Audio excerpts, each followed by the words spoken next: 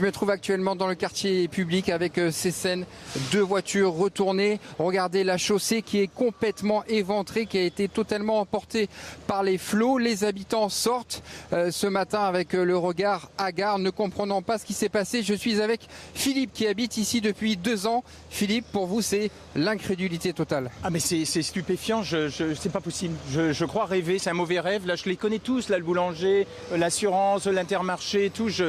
Mais comment la force de l'eau a pu faire un truc comme ça?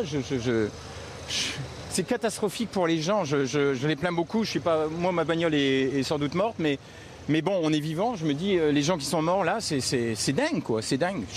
Ça a dû être la panique quand même hier soir parce que l'eau est montée très vite. Il y avait 1,50 m d'eau. C'était une rivière en pleine ville, 1,50 m. Là-bas, à la hauteur de la Pizza Star, il y avait 1,50 m. Ils tenaient la vitrine pour essayer de sauver ce qu'ils pouvaient. Et puis elle a cédé.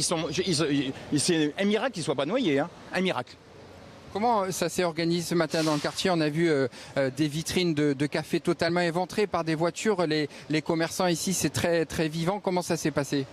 J'en sais rien parce qu'en fait, je viens d'arriver là. Mais ce qui m'étonne, c'est que la circulation continue à rouler là parce qu'ils empêchent les secours de nettoyer, les pompiers de passer et tout. Ça, c'est quand même un peu curieux. Mais enfin bon, j'en sais rien, je sais pas.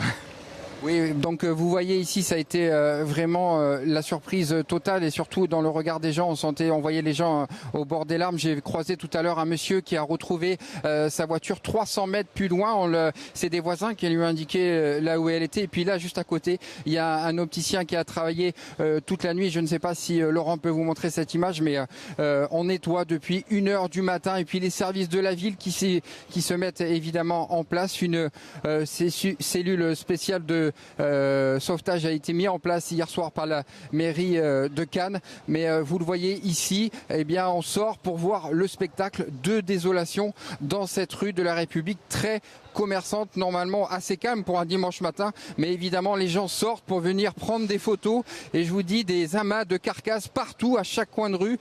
C'est la désolation totale ici dans le quartier de la République à Cannes.